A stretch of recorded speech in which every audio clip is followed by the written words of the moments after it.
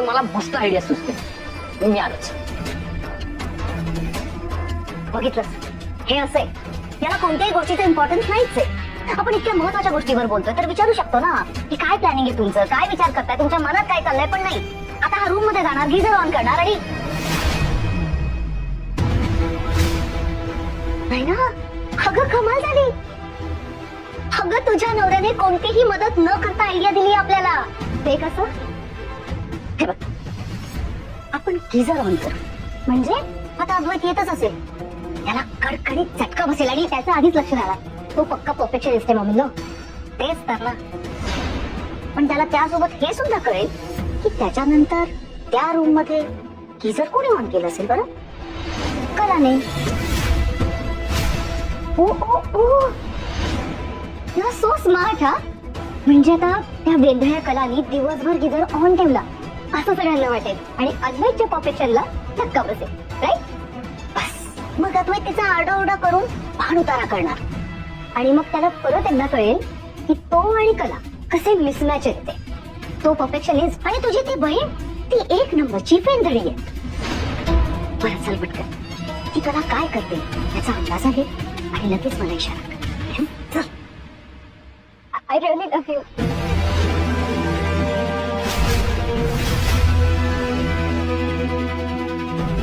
So तू अजूनही माझ्या मनातून नाही गेलास रे.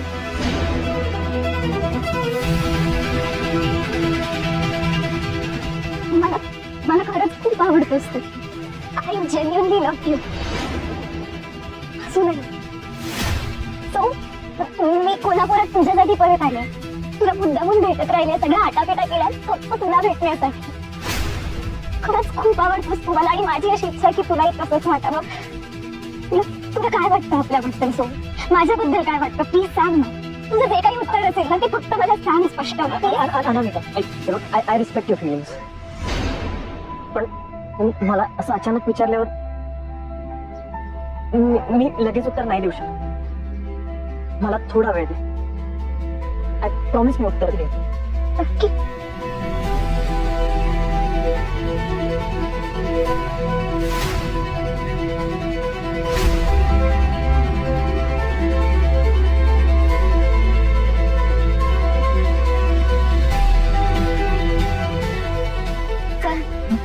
उशीर होईल का?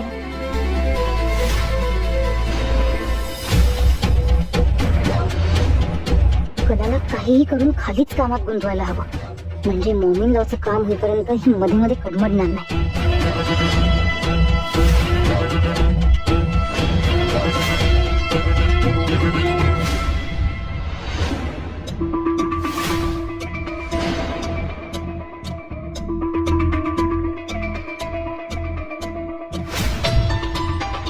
कला इकडं आहे तोवर हिच्याशी बोलायला हवं, नाहीतर उशीर होईल. कला, हे कला, तुला बाबा जरा इकडे येतेस, मला तुझ्याशी बोलायचं. आले आले.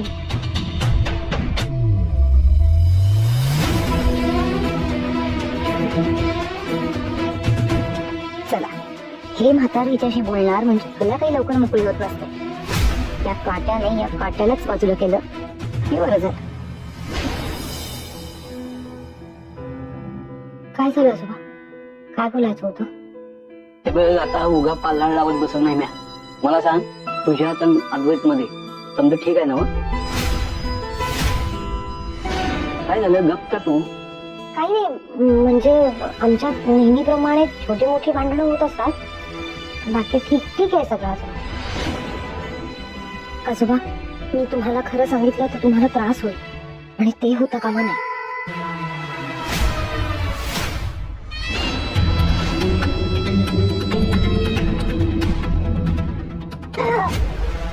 मॉमीला ना तू पेढी आहेस तू इथे काय करतेस? अचानक का आलीस तू? मला वाटलं नव्हतं तुम्ही घाबराल. सॉरी. तुला मी त्या कलावर नजर ठेवायला सांगितलं होतं ना, मग ती तुझ्या मागोमाग आली तर काय करायचंय आपण? मी ना कूल डाऊन. माझ्या बहिणीला नेमकं त्याच वेळी तुमच्या बाबांनी बोलवलं. अहो म्हणजे ते दोघं किती बोलतात. आता ते दोघं जर एकमेकांशी बोलतायत तर कला काही इतक्यात येणार नाही इथे, तिला वेळ लागेल. तोपर्यंत मी तुम्हाला मदत करूया. गरज आहे. काम पत्ते झालं. ओ ग्रेट. आता अजून आल्यानंतर त्याला एकदा का गरम पाण्याचा झटका लागला. कसला हादरला व्हिडिओ होता. आवडली असल्यास लाईक करा, शेअर करा आणि सबस्क्राईब करा. व्हिडिओ आवडली असल्यास लाईक करा, शेअर करा आणि सबस्क्राईब करा. व्हिडिओ आवडली असल्यास लाईक करा, शेअर करा आणि सबस्क्राईब करा. बटन बंद कर. कशाला बटन कशाला बंद करताय? ठरलेलं सगळं आपलं, मग तुम्ही असं का करताय? मी तुला सांगते तेवढंच करायचं असतं. फोन कुठे आहे तुझा? आहे. आता ह्यामध्ये शॉर्ट सर्किट कसं करता येईल किंवा त्याबद्दल एखादा व्हिडिओ शोध आणि दाखव मला. Okay, good idea.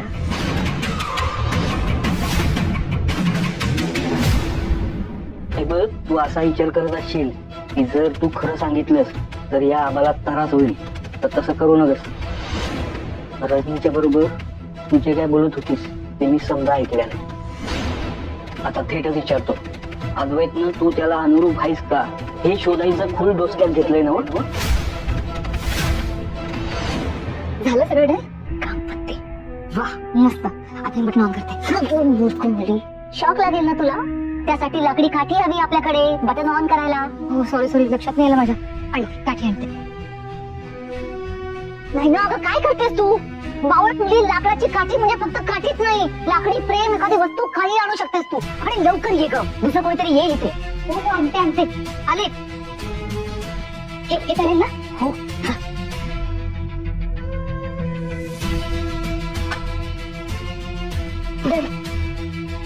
मॉमीला एक प्रश्न होता. आपण शॉर्ट सर्किट केलं ना, मग बटन कोण करायचं होतं? नाही ना, मला आधी वाटायचं की तू माझ्या राहुलला अजिबात शोधत नाहीस, पण देवही कमाल करतो ग. जोड्या अगदी करीत जुळवून पाठवतो या जमिनीवर. आता तू अगदी शोधतीयस राहुलची बायको म्हणून. अगं लाजतेस काय मूर्ख मुली? दोघांमध्ये अक्कल जरा कमी आहे. बिंडो का तुम्ही? मॉमीन अगं, जोपर्यंत या शॉर्ट सर्किटमुळे कोणाला शॉक लागत नाही तोपर्यंत आरोप कलावर कसा जाईल बरं? अरे हो की करेक्ट आहे. हे बघ, आता विश्वासानं मी तुला प्रश्न विचारला, तू बी तेवढाच विश्वास दाखवून ते उत्तर दे. हो आजोबा, हे खरंय. पण तुम्ही काळजी नका करू. आम्ही जे काही वागतोय ते विचार करून वागतो. म्हणजे चांदेकरने हे ठरवलंय खरं, पण त्यात मी सुद्धा सामील आहे. म्हणजे आम्ही जो काही निर्णय घेऊ त्यात तो एकटा नसेल, माझं मत पण असेल त्या. त्यामुळे प्लीज तुम्ही काळजी करू नका. अगं काळजी करू नका असं कसं म्हणतेस तू? हा तुम्हा दोघांचा संसार आहे आणि तो तुम्हाला दोघांना जपायचा आहे. आणि एक लक्षात ठेव, तू या घरची लक्ष्मी आहेस.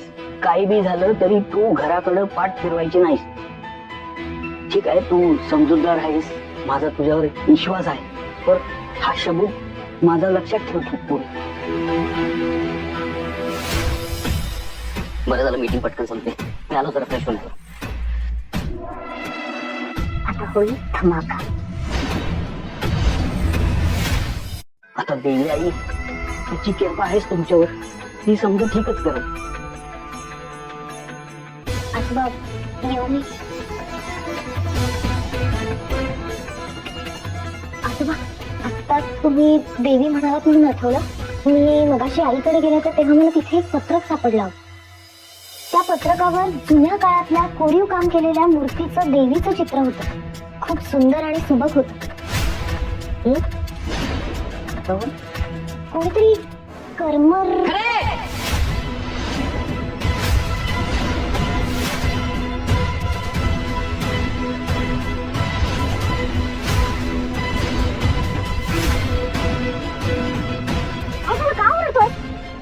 आपण गिझरचं बटन किती वाजता ऑन करतो? सकाळी. सकाळपासून आतापर्यंत बटन ऑन आहे. किती वेळ गरजेपणा करशील? काही काय, मी बटन बंद केलं, तुम्ही असं कधीच करत नाही. गप्पा बस. तू किती बेजबाबदार आहे मला चांगलंच माहितीये. मुळात आपल्याला त्या गिझर मधलं काही कळत नाही तर कुणी सांगितलं होतं हात लावायला? आणि तोंड वर करून मला सांगते मी कधीच असं करत नाही म्हणून. मान्य कर चूक तुझी. अरे पण मी काही केलंच नाहीये तर काय मान्य करू? उगाच शरद, प्रत्येक गोष्टीत वाद घालायचा असतो तुला. माझ्याशिवाय दुसरं कोण वापरतं गिझर? प्रत्येकाच्या रूम मध्ये ज्याच्या त्याच्या वॉशरूम्स आहेत. मग तुझ्याशिवाय दुसरा कोण हात लावणार आहे त्याला? कला, अगं असं कसं वागू शकतेस तू?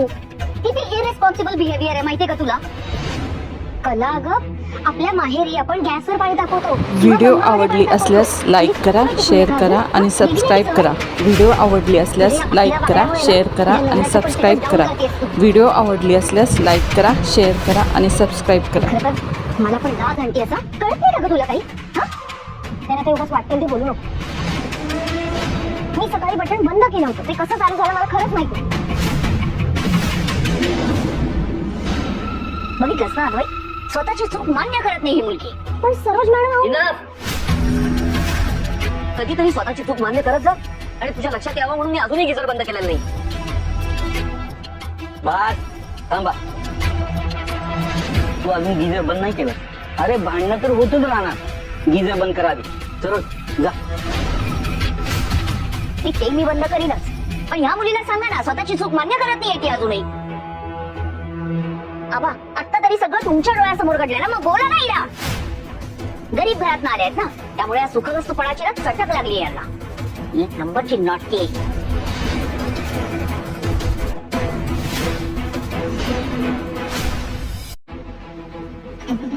सरोज मॅडम चालत, त्यांना थांबा हवं ना. त्यांना काही चालत तर आणि मग ते ट्विस्ट आलं. एन्जॉय कर ना.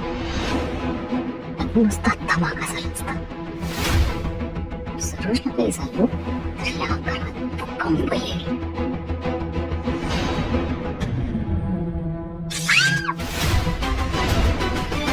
आई आई आई Oh God! सरोज वडील, काय झालंय? काय चाललंय काय या घरात?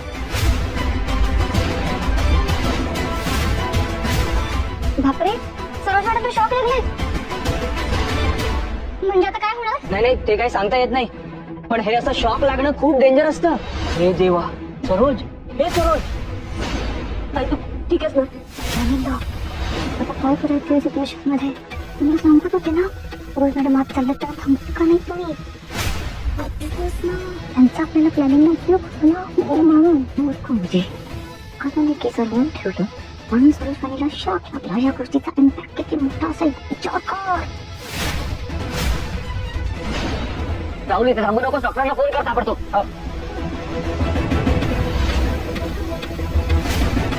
अरे कोणतं ते बटन बंद करा पहिलं.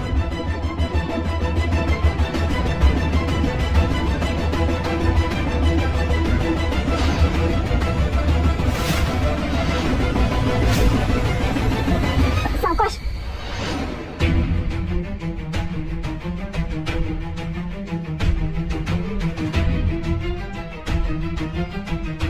चालेल, तू त्यांना तिकडनं धर, मी इकडनं धरते. आपण त्यांना बाहेर घेऊन जाऊ.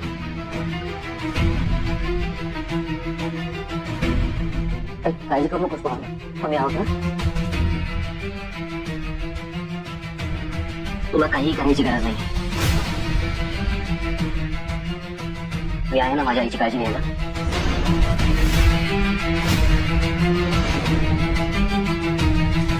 सरोज, बरं वाटायला नव्हतं तुला? वहिनी, हा डोळे उघडा ना. राहुल कुठे? फोन केला का त्याने डॉक्टरला? दादा, हो डॉक्टर रांगणेकर येत आहेत. मी म्हणालो त्यांना की मी येतो पिकअप करायला, पण ते नाही म्हणाले. येतच असतील आता. ठीक आहे, तू दर 5 मिनिटांनी त्यांना कॉल करत राहा. हो. अद्वैत, बहिणीला हुशारी येते बहुतेक. बहिणी जागरायचा प्रयत्न करा ना. आई, त्यांची पावलं चोळायला हवी. एक सेकंड प्लीज, तुम्ही सगळे बाहेर जा. मी आहे ना इथे. मी काळजी घेतोय माझ्या आईची. अरे पण असं कसं? आबा प्लीज प्लीज इथे गर्दी करू नका. मी म्हटलं ना मी आहे ना इथे. इतरांच्या वागण्यामुळे माझ्या आईच्या जीवावर बेततंय. बर या, समधी बाहेर या. डॉक्टर, हा कुठे? तुझे केलंय ते पुरेसं नाही आहे ना? अजून काही करायचंय? नाही ना? मग जा ना. इथे गरज नाहीये तुझी.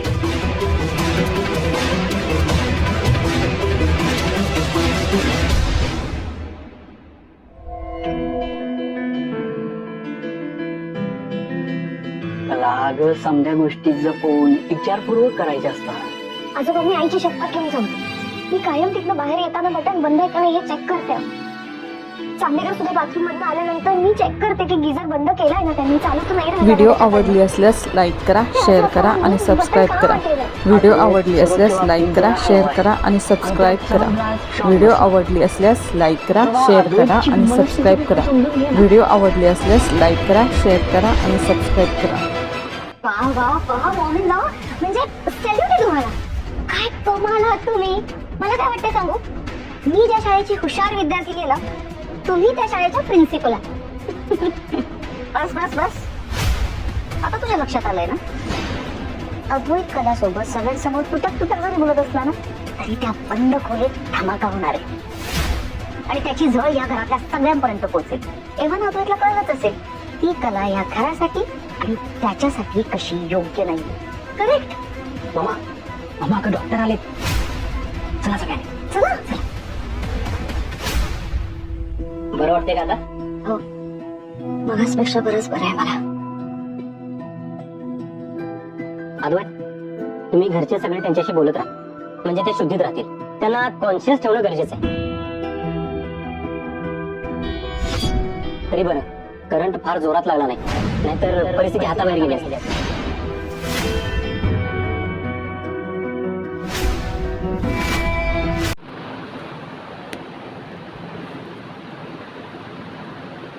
नमस्कार, आज का एपिसोड कैसे लगा आपको? रामू एक मेहनती किसान था. वो जनकपुर में रहता था. उसके पास एक छोटा सा खेत था जहाँ वह हर दिन काम करता था. एक दिन उसे अपनी खेती में एक छोटा सा पौधा दिखाई दिया जो बहुत ही अनोखा था. रामू ने सोचा कि यह पौधा बहुत ही खास है और इसे बचाना चाहिए. रामू ने पौधे को बहुत प्यार से सींचा और उसकी देखभाल करना शुरू कर दिया. उसने उसे धूप और पानी दिया और वह पौधा धीरे धीरे बड़ा होने लगा. एक दिन रामू ने देखा कि पौधा बहुत ही तेज़ी से बढ़ रहा है और उसके पास एक अजीब सी चमक है. उसने पौधे के पास जाकर देखा कि उसके पास एक छोटा सा फल है जो बहुत चमकदार है. रामू ने फल को उठाया और खाया. फल खाने के बाद उसे ऐसा लगा कि जैसे उसे बहुत ज्ञान मिल गया हो. उसने जाना कि दुनिया में हर चीज़ का एक रहस्य होता है और उसे समझने की कोशिश करनी चाहिए. इस बोध कथा में हमें यह संदेश मिलता है कि हमेशा ज्ञान प्राप्त करने की कोशिश करनी चाहिए और दुनिया को समझने की कोशिश करनी चाहिए. हमें हर चीज़ में एक रहस्य ढूंढना चाहिए और उसे समझने की कोशिश करनी चाहिए. यह बोध कथा हमें यही सिखाती कि हमेशा ज्ञान प्राप्त करने की कोशिश करनी चाहिए और दुनिया को समझने की कोशिश करनी चाहिए. हमें हर चीज़ में एक रहस्य ढूंढना चाहिए और समझने की कोशिश करनी चाहिए. Thank you.